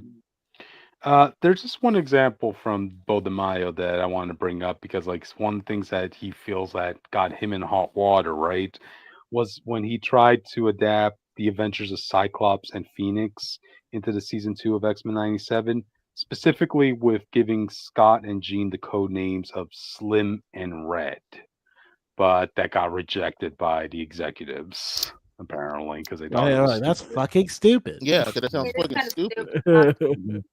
They already have code names, and they're not even the same time. You don't have to. They don't have to use their name. Like, what? I think he just wanted to do that as a little Easter egg, you know. What was it? Sorry, what was that a reference to? Sometimes their nicknames. I think it was Logan who would call them that. You know? So why not just have Logan call that? But you call everybody calls Jean Red, but they're not really a nickname for her. And why not just have Logan say the name? I don't understand. You know. I'm saying like they're already secretly in a place that people don't know them. They don't need a random ass nickname. Yeah, it'd be like going back in time, and it'd be like, actually, I'm not gonna let you call me by Austin or call me by like the Ace Comics. You have to call me like John. It's like you don't know either three of those names are anyway. No, I think I'm just gonna call you Greg from now on. Let me explain what happened. Like, I'm reading the article right now. Apparently, the story for the episode would have been that like they took the aliases of Slim and Red to hide their identities while raising Nathan Summers in the future. Wait. That's their fake name. That's their John and Jane Doe. That's a very Venom is Red is Wolverine calls them in the movies, if you remember. No, that's fine. I just feel like, but no, I agree. But they're already in a time that's not their own. Right. Why they're hiding their identities in a sense like that? Also, it's a very like out there name. I feel like if I just heard it, I'd be like, "Yo, based on what we saw, they're basically the fucking end of the world." Yeah. I mean, he does don't go know what on give to. A fuck the guy's name is Scott Summers. Well, he actually gives some more emotional reasons to why he wanted to push for that. He's like, these are exact words, right? The aliases of Jean and Scott's pets' names for their teenage years The nicknames speak to that feeling all new parents have of losing their youth and past selves. Then this You dude's a know? fucking creep because that's not their nickname. That's what Wolverine Mhm. calls them. They didn't have that as teenagers. Hmm. Yeah, And if Wolverine was calling them as teenagers, that's fucking weird. Gotcha. Did you? I Yeah. don't know. I obviously he would change it to say that was like their high school names or whatever. I don't know. No, but Wolverine already called them that though. Oh, in the show he called them that. I don't Yeah. remember. Oh, okay. I don't remember that, but yeah, okay. That's okay. Sure. I remember I don't know, Wolverine that's what I'm calling saying. him That's why Slim. it's weird. If you think that your whole show got canceled, you got fired, then you want to use a nickname, that's gonna say more about you than about them. Right. To be honest, because I doubt that's what they fired you about. Sure. Mm-hmm. They Gotcha. probably fired you because you were hard to work with, given how you're reacting right now. Probably fired you had Ooh. OnlyFans, and then you want to try to make Yeah. your money for a lawyer on your OnlyFans. No, I mean, again, it's a long legal process. So whatever money you could get, I get at that point. You know. Oh my gosh. So, all right. I'm sure this isn't going to be the last time we hear of a Beau Demayo. Yeah, You know. it feels like anytime anything happens, he just feels like he has to say something. Like, move on with your life, bro. No one else hired you yet. There's probably a reason for that. Yo, he's gonna be insufferable in Dude. season 2's trailer, bro. Dude. I'm telling you, he's gonna be. Oh, dude. I don't Yeah. know. Well, if season 2 is bad, you'll never hear the end of it from the guy. That's true. Oh God. Yeah. And You if should have season heard two about my is good- 5-season plan. I had 5 seasons of plans. You should have. And hey, if season 2 is good, you know he's gonna want to take credit for that. You know. So Yeah. damn. Yeah, he can't though. He already been on record saying they threw away all his ideas and some shit. It's over. Yeah. Oh, If you come back and be like, "Oh, they actually killed my stuff," I'm not gonna believe. Well, we're going to see what happens. Well, we'll get some nice topics out of this no matter what. So, all right. With that, you guys want to move on? Yeah, sure. Yeah, I need a break from my note taking. Gotcha. All right. Who wants to do this one? I'm gonna do it. No, it's Because- Witch turn. Oh, okay. We're getting a Spider-Punk show, and I don't know how I feel about it. I don't know why they think they can do a show when the reason they can't even do the movies because they're stuck with his universe. Like I guess we're toning all that down. I feel guess like You realize Okay, just like Spider-Man Noir, it just probably won't be the same guy. No, I'm saying like, well, unless they're doing that, sure, if it's live action. I'm saying like they're stuck because they want to do this whole fancy artsy thing with it, which is cool. But I don't know. I guess they're just not gonna do it. I'm thinking I they're would gonna do think- live action like they did Spider Noir. yeah. My problem, my issue with this announcement isn't because of that. Partially, but not the main problem. As you guys know, in the name, he goes by Spider-Punk. And Yeah. this is also my problem with the most recent Spider-Punk comic. Yo, talk to me. Is that basically they're gonna commodify and basically capitalize on the punk subculture, and I'm not the biggest fan of that. Mm-hmm. And it's like, come on, dude.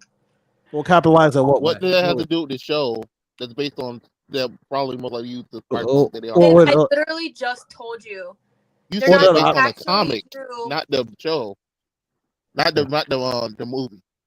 See, Which this is is what, what this they're is what I probably was getting telling from. you guys before we even started, that no one wanted to hear my idea on this. And you guys Well, no, are which I'm asking you. Which We're I'm not asking you, right? discounting your idea. I'm just asking how does the comic relate to the show? No, That they're not probably the based on the same- movie. Let me speak. Oh. Please. Okay.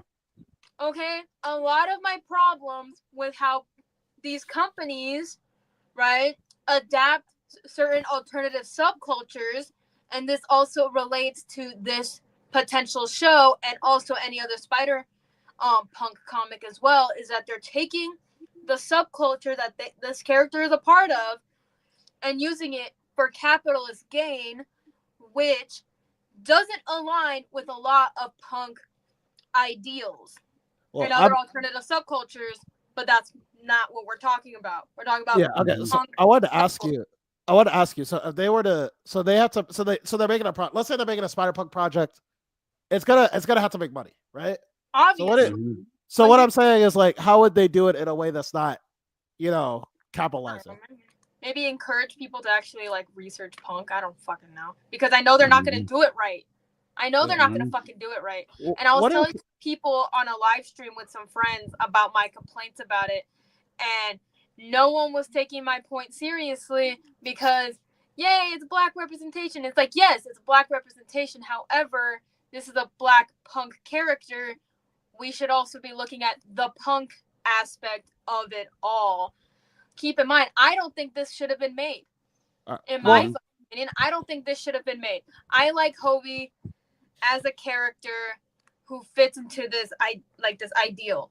And I feel like they're not going to actually do him or this subculture justice the way that a lot of punk people would actually like. Keep in mind, I don't consider myself a punk, but I do have a lot of punk ideals, if that makes sense, because more in the gothic subculture. Yeah. But it's like, I don't think this should have been made, only for the reason because of the character they chose to make a show for. If this was like Spider-Man India, I might have, or like Gwen Stacy, like Spider-Gwen, I might have been like, okay, whatever. But since this character is rooted in punk history and everything like that, in a way, it should not have been made. And I remember when Into the Spider-Verse came out, literally they made merch, right? And so you know what most people did? They either didn't buy it because like they didn't even buy merch of him, or they just stole the merch of him, which is funny as hell, or they just made their own. They made their own Spider-Punk merch, which is what Hobie would have wanted in hindsight.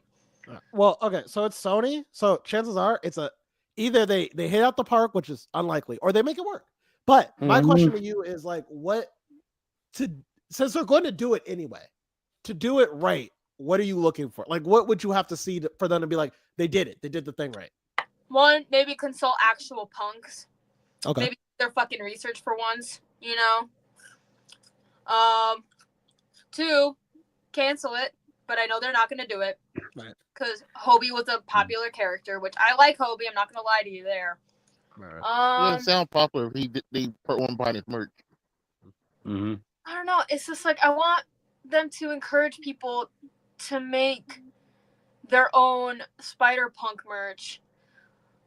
It's like I don't know. It's like so weird. It's like in a weird spot because like I know they want to make money off of this, and I know they will be. They will be making merch of him and everything like that. Like I saw Hot Topic selling like a $70 freaking vest for Hobie, and it's like, bro, I could just get a leather jacket or a leather vest, cut off the sleeves, and make my own, dude. It's so like, if I could steal man real quick. So so what you're saying is, if for the movie to be a good Spider-Punk movie, like the punk themes and all that, you would like it to inspire people to put themselves in that world rather than focus on the merchandising aspect. Is that a fair assessment of what you were saying? Yeah, that sounds pretty reasonable. Yeah. Okay. Yeah. Because who Hobie is as a character and who he's supposed to be representing in this situation, and maybe it will get people interested in the subculture. Yeah. Okay. I feel like that's something that's doable as a film. I know they're not going to do it. No, it's Sony, probably not. But I think it's doable. It's doable. But like that's kind of what I want. But it's like every time I bring this up, like other places, people are like, but. It's like, hey, shut the fuck up for 5 seconds. No, I think you could definitely make a movie like that. I think it'd be interesting. It'd be like a cool artsy idea. I think I would like a show better than a movie. Maybe. I think a one and done might be better. Supporting cast is going to be in it. Oh, that's fair. Yeah. I think a one and done might be better, honestly, in my opinion, because I feel like you run less risk of messing it up, and you can make the message more like potent. I feel, but I see your idea for a show. I get your point about that. I think a lot of these things would just fit better as a show. Yeah, that's fair. I think either way, I think that'd be an interesting thing for a writer to tackle, and make that message. I think that'd be kind of interesting world to view. Yeah, I see your vision. I don't think there's anything wrong with it. I think it's fine. Also, let us have queer elements in this, okay, bitch? Let us have a lot of queer, overt queer stuff in there. Well, hey, they have to make the movie good first. You have to get a lot from Sony. You have to get a lot from Sony. Okay. Sony, I'm gonna push your ass if you don't give me what I want. I saw the Protect Trans poster on Gwen Stacy's wall. I know all the subtext. Don't think I didn't pay attention to this fucking movie, bitch. Don't test me. I researched too much queer history and too much history of alternative subcultures to know better. Mhm. Anyways, I don't think this should speaking be of- made, but whatever. They're not going to listen to me. Gotcha. Because I'm just Yeah, it's what? also, to be honest, I was surprised. Like, when Spider-Verse came out, like people seemed to really like the character when he was there. I was surprised that Sony waited this long for them to do something with the character. You said like Spider, like the third movie came out when it was supposed to. I think. Mhm. I He's think only the second movie. They can't even get the third movie out. And you're talking about your pride there. Didn't do the side project. I think. Yeah. I think. Honestly, I think we should have seen. I think they talked about doing Spider-Verse spin-offs before, didn't they? This is like Mhm. around the time. I know we're getting They the talked. Spider-Man Noir one, but I don't know when that's coming Yeah. out. Yeah. They talked about giving Aunt May her own special at one Oh, no. point, so they made a I lot That of should promises. just be like Yeah. that should just be like a little short clip thing. It doesn't need to be a full on thing. This was like I feel like this is after the Aunt May or whatever they were doing saga. I feel like once Spider-Verse is successful, I vaguely remember Spider-Verse 2 was coming out and we heard the news they were planning spin-offs or something. Or I could be just misremembering. I don't know. Well, speaking of spin-offs, the other caveat to this news is that they also are looking to give Venom and Spider Woman their own animated projects. Spider Woman. Let's get that third movie out first. Can we get the Spider-Man Noir and the third movie out before we do it? I know. We can take our time. Yeah, this was also funny about James Gunn, if everybody remembers. This is James Gunn doing it. Oh yeah, this isn't the first time Sony bit off more than they could chew. Like come on. Yeah, I mean, any of their movies, most of them were ass, and the better ones, aka Venom. I like them because they're gay as hell, but whatever. Yeah, I just remember sleeping for most part in the past couple of Sony Marvel movies. I'm like, God dang. Remember when we watched Madam Web together, and the most enjoyable part about that movie were the ads? I didn't watch Madam Web. No, talk about Jake. Talking to Jake. Oh, okay. Yeah, no, yeah. That was the most enjoyable part of that whole damn movie was the ads. I can't lie to you. I don't remember that movie. Exactly. And I was on Twitter and I found a checklist of check this off if you think if it happened, and literally every single one of them happened. Yeah. That's true. Yeah, Spider-Man.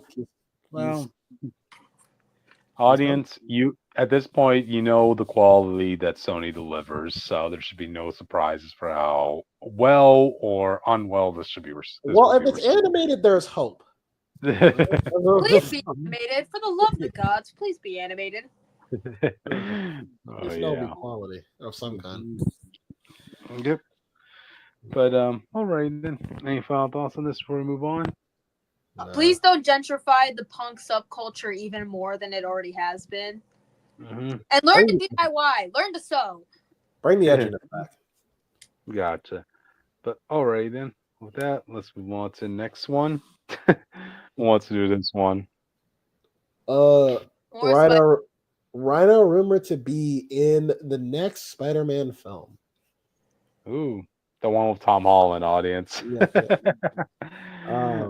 I guess Rhino is a dead IP, audience, in my opinion. I wonder if they're gonna do the Fantastic Four thing where you just fight a bunch of villains in a montage or something. And it's just like that's basically the best you could hope for in Rhino's situation. Like, audience, there are two ways to do Rhino: either bioengineering to give him power, or give him a mech suit.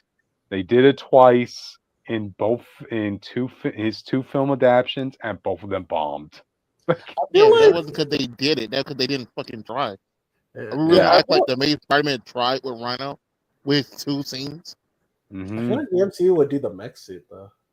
They will have to. I don't know if they have to. I feel like that's what they would do because I think they like the futuristic stuff. Like, yeah. I would like. It would be hard to justify science just fucking up and making a fucking Rhino man. No, it wouldn't. I don't know. For some reason, No, I'm not disagreeing with you. I'm just saying. Yeah. The mech suit is more Mhm. likely because the universe is take place in general. Yeah. Yeah. But this is all coming from like apparently somebody spotted like what It's a looks like a proper wrench Rhino's they found. form. Yep, that's the one. But hey, well, you could have a good fight scene. I could imagine if since he's going to be in a movie with Hulk. Yeah, so I'm getting his butt kicked, but still, that's probably going to be better than his past two movie adaptations. Even if he gets his butt kicked, he'll get his butt kicked by an actual Hulk. So, So what villains do we have confirmed? We have It's Mr. literally Negative, just Hulk and Mr. Scorpion. and Mr. Negative. Mr. The Negative. negative not confirmed. He got Oh yeah, no, he got deconfirmed. I thought I already got deconfirmed or something. But people Jesus said Christ. he was confirmed, and then I think I saw a originally he headline. was confirmed. He was supposed to be in it, but that was like early stuff. Yeah, He was supposed to Because be the actual he was official supposed- stuff they're doing, he is not involved. He was supposed to be played by Glenn from Walking Dead. Jeez, this is like Yeah. dude, if that's true, in that case, this is the second time he lost out on a gig from losing He didn't Sentry. lose out on Sentry. He chose not to do that. Oh, okay. Then yeah. So, any Yeah, but thoughts off of this before we move on to the last topic of the night? I mean, maybe he could be an actual villain. I want to say, and I'm usually not right when it comes to predictions this late out.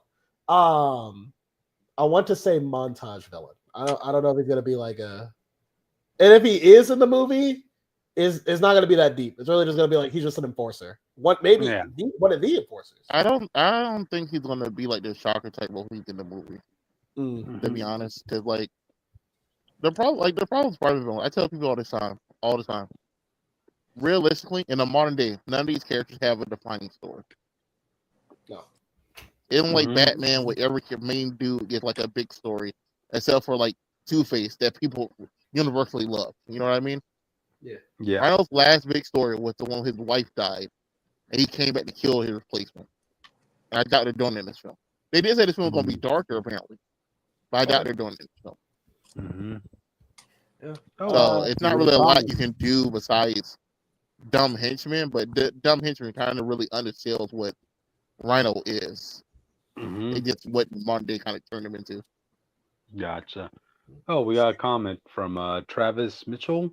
How's it going, guys? It's going well. I'm learning a lot about Canadian history. How about you? Nice.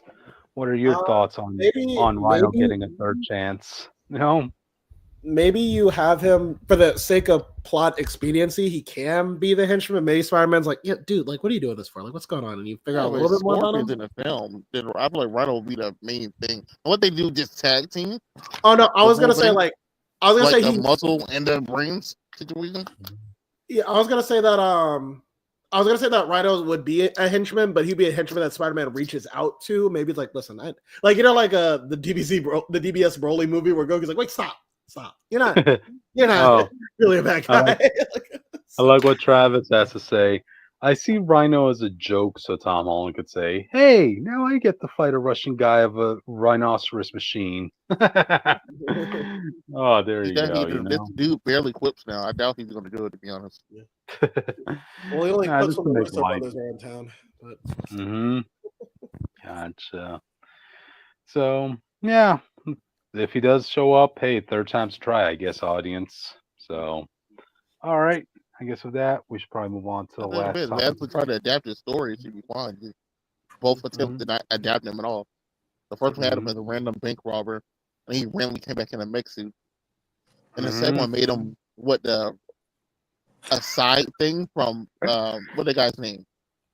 I can't remember. No, the guy who cloned Gwen Stacy. Jackal. Yeah, he was just a random experiment. He was just a random hit from the Jackal who he gave power to. None of that stuff in the Rhino story. It's kind of hard to be like he's a failure character when they don't try. Remember, audience, he got the name Rhino because people saw his skin turn gray. What? Yeah, that was from Craven, right? The movie? Yeah, like, before he went full Rhino, I forgot we did. Craven, remember? No, we never finished the movie. We got like to a certain point and we just couldn't do it. Yeah. Yeah, like Yeah, he was. I kind of just He, skipped ahead and thought the final fight at some point. That was about it. no, Austin. What it was is the fact that he went through the experiments, right? But he basically has to do the reverse of Bane from Batman, right? Where he constantly has to get tubes and injections to Oh, I saw that. I submit. saw how he lost with the Yeah, tube and to his some. Yeah, body. it's to depress his turning into a monster, right? But every now and then, the most you will get is like his skin turning gray when he starts getting a little angry, And because of that, people call them the Rhino because they're like, hey, your skin looks like a rhino because you have gray skin. I know, I know. It's Sony audience. This is the quality you're working with, all right? It reminds me, I had to tell somebody recently. If Blade Yep. came out today, y'all would just be joking and making jokes about his name. If I had to age his name is. Oh, okay. Oh, probably. Yeah, Lead. probably. Yep. We should get. I'm We the should make up vampire hunter. My mom got bit when I was a baby, and it transferred to me. And then another vampire bit me to give me more power. And then another guy possessed me, and then I got my actual vampire powers. Listen, so that's why it pays to be in the front of the line, not the back of the line. All right. Sometimes getting there first is all you really need. Okay. Gotcha. Travis is saying, I think Scorpion ends up near in Mexico and gets a symbiote like the Marvel Knights comic. Yeah, yeah. If you remember Venom, they cut that out. It doesn't matter anymore. Mm-hmm. Oh, yeah, that's true. Yeah, we can always have our fan theories or fanfics after all. So, Now, all if they right. go back and redo that, that's kind of ass. I know. Plus, in Anyway. Scorpion Venom is not a time that Venom fans actually like. Ooh. Well, anything's better than what's his name, Lee Price. Keep that in mind. So I would 100% rather have Lee Price actual villain Venom be Venom than Scorpion, who was basically just a jobber. You want to see him prove it how macho he is by showing his prison tattoo of the Venom symbiote logo? That's how I want to. Symbiote, bro. They're not the guy I know. Hey, that's how I always remembered Lee Price. Bragging about that Venom chest tattoo he gave himself. Travis saying the symbiote still shed in the MCU. The bar was just identical. No, it did not. They literally went to the MCU and grabbed the symbiote from the bar and then left. That's not. They did not do the same scene twice. I promise you. Mm-hmm. Yeah. I guess it kind of seemed like it was a divorce custody battle, So yeah. Because you see in the scene in Venom, you see Tom Hardy teleport away. It literally just went 6. Yep, that's true. But all right then. Guess with that, we should probably move on to the last topic of the night, audience. So, who wants to do this one? Huh? Is that supposed to be? Okay. Oh, One Piece. The One Piece season 2 trailer. We finally got it. I was trying to look for pictures for this topic, but Is this the was blue the hair best. chick supposed to be BB? Or am I Yes. Exactly. Yes. Oh, okay. Mm-hmm. Yeah, this was a actress that was actually handpicked by Oda, I believe. Okay. Well, yeah. So I guess Oda's woke now. Yes. He literally stated the ethnicity. If you go by most of his casting, it do feel less that he's choosing them, and that he's caving into Netflix's DI thing. Because he went out his way to make Dragon like black dude. I want you to know Dragon is the son of Monkey D. Garp, who's in the show, is not black. And his son's not black. They're both Brazilian. There's no reason to cast Dragon as the blackest dude possible for the show. Oh, wow. Yeah. But the thing with Vivi specifically, Jake, is Alabasta is based on Egypt and a little bit India. Mm-hmm. So Vivi is supposed to be Egyptian. But Oda casted her as Indian. Twitter saw her and thought she was a black person, are being racist to black people. And then half the people seem to think she's supposed to be Arab. Okay. He literally stated in SBS that her nationality will be Egypt, and given the fact that she's princess of a specific country that's heavily based on Egypt, I mean, come on, hmm Well, here we This is are. something This is something me and Austin were talking about before. Like, I always kept wondering, like, how far in advance did Oda plan on making Vivi, like, the whole princess of basically an Egyptian town? When, like, when we first saw her in One Piece, she was basically a goon. Like, she was basically the Balkan Skull early on. Like, you would not think, like, she was going to be anything important other than a henchman. But hey, couple hundred chapters later, bam, she's the main character. So So to be fair, it wasn't that long. yeah, 50 They chapters or met her so. in Laboon in the whale, Yeah, and then right after that, Alabasta. yeah. No, right. Okay, Laboon. Yes, she had some funny gags with her partner, Mr. Nine. Yeah, they met her Then after they met Krogus, and then they go to the town right outside of Alabasta, where Zoro yeah, and Luffy fight, and then they go to Alabasta. yeah. There you go, there you go. And then that's when they got revealed that she was a princess. But yeah, yeah. Um, I guess we all kind of saw this coming, like, with the casting of Phoebe. At least they kept the blue hair, and she's wearing the same clothing you would associate with Yeah, it's her. better than some characters. Yeah, yep. Nico Uh, Robin, we how do you were guys just feel watching about her? something. Oh, We that's did like we Nico. did watch Star Wars, Hmm. and Ezra character who has blue hair in the show, Ezra Bridger. and they did they did get him blue hair live action, Yeah, I know. and it's the most aggravating thing because he just like a random guy now that they cut his hair. Yeah. Oh, I wanted it, but they didn't do it, and so and I want people to The tell look me. he had before was fine when he didn't have the hair color, but then they changed his hairstyle, and it's like, no, that's not the guy now. I also don't want people to. I also don't want people to tell me that. Oh no, that's just like it's just how they. It's the art style. It's actually black hair. Like no, it's not. All right, dog. That was not. That's very clearly like mid blue. Yeah. gotcha. But yeah, from Let's talk top about to bottom, Nico. we have Nico Robin, one of the giants whose name I can't remember right now. Vivi, Buggy? Smoker. Hey, is that Buggy. Luffy again? Yeah, bottom right hand corner is Luffy doing the Gatling gun. Yeah. So, Wait, but well, Yeah. okay. I don't lie to you, I don't know. I don't like Nico. Base wise, really, I don't know what it. I don't know. I don't I know. didn't like I don't her know. either. Not to be fair, she's Russian, which is fits with older what he wanted. yeah. But she doesn't feel look older than the rest of the cast. Hmm. You don't remember Luffy is 19. Luffy is 17. Zoro's 19. And they are the two basically the oldest when they come right now to the group. Right. Nico Robin is probably about to be 30.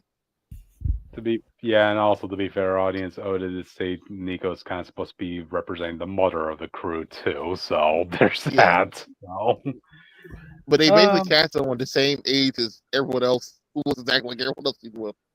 hmm So when we get to the flashbacks where way before everyone else is born and she's on the run and stuff, it's gonna feel weird. hmm Just keep her as the one adult in the crew, is what I ask. Maybe that'll help persuade people's adaptation of her. Because remember, everybody has their own quirks in the crew, their own gimmicks, their own funny trends. Nico, straightforward. No. So It depends. She had that Mhm. dumb thing where she can't imagine stuff correctly. Oh yeah, she does Remember, like. like you would think of something, it would be like a cat or something, like something stupid. Mm-hmm. But to be fair, it's not post time skip anymore. Yeah, true. It's all pre stuff, really. Yeah. We have to go back to the beginning. That must be a nightmare. I imagine that'll be a nightmare for One Piece fans. Of like, he was like, Oda's like, you know what? I have to stop what I'm doing. We're not continuing the arc as it is now. We're going all the way back to the beginning and starting over. Like that, the One Piece manga is canceled. I'm doing the shit again. Mhm. Gotcha.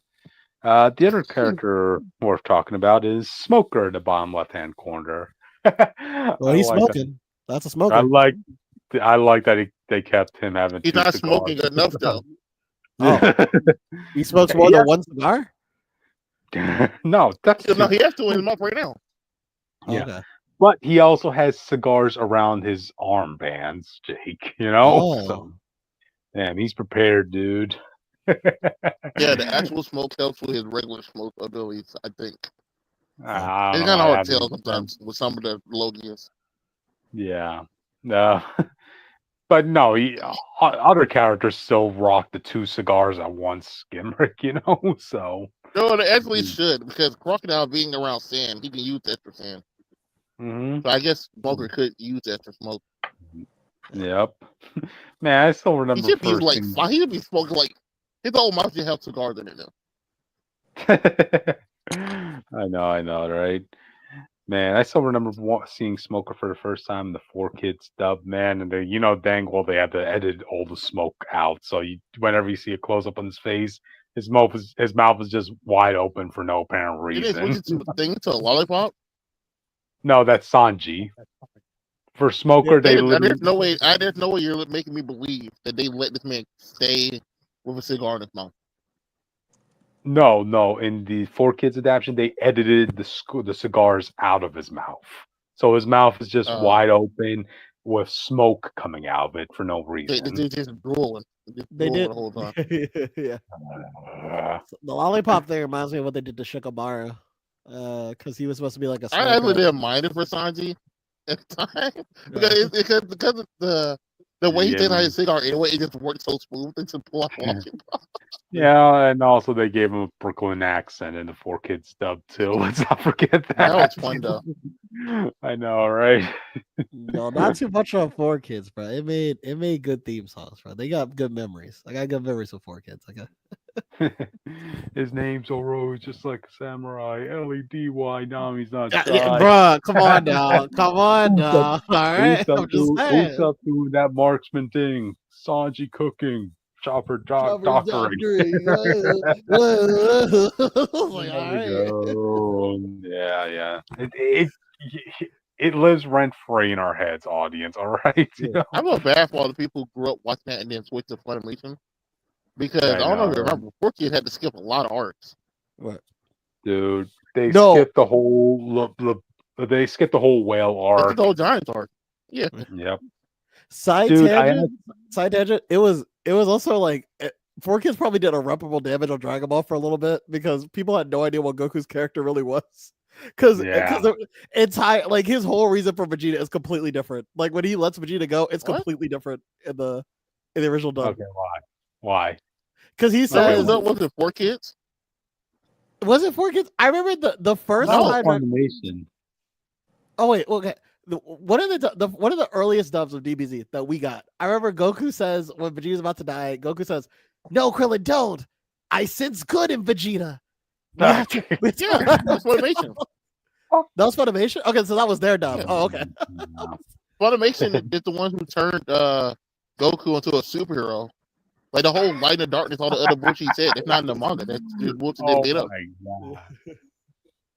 To be fair, some of those early dubs, those lines were good. I still like the light of the darkness thing, even though I do like the Super Saiyan speech too. I don't know if that goes against everything he says and does.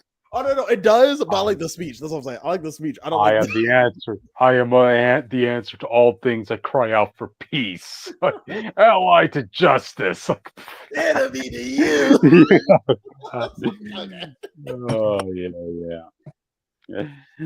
But damn, there was something I wanted to talk about, like with a famous One Piece edit, but I just completely. Oh yeah, one thing me and I had a friend, right? We talked about once.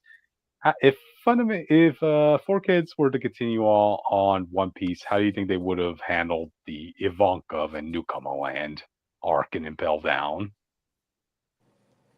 They would have skipped it. Ivankov and Impel Down. They're probably not going to let them be gay. I can tell you that much. No, they'll likely skip that whole arc entirely. Oh yeah, just as soon as Luffy got into you couldn't do that specifically because you have to. You can't explain like if you skip that arc, You don't have to act like Kuma teleported Luffy straight from getting beat up to the war. They did. Austin, they did it before. They skipped the whale arc, and they also skipped the first battle with Mister 3. They did it. No, but that's different from like all that stuff goes to when Luffy finding out his brother is about to be killed and stuff. Though you cutting it out. You skip all that. No, I'm just saying. Well, yeah, I'm just saying like they skipped the whole Can you evolve. imagine, like he's crying that his crew's dead, and he gets teleported to the fight where Ace and Ace dies. I know, right? Well, there's a reason why 4Kids ain't a thing anymore, audience. So count your blessings. So I still can't believe that CEO said that anime is never going to take off.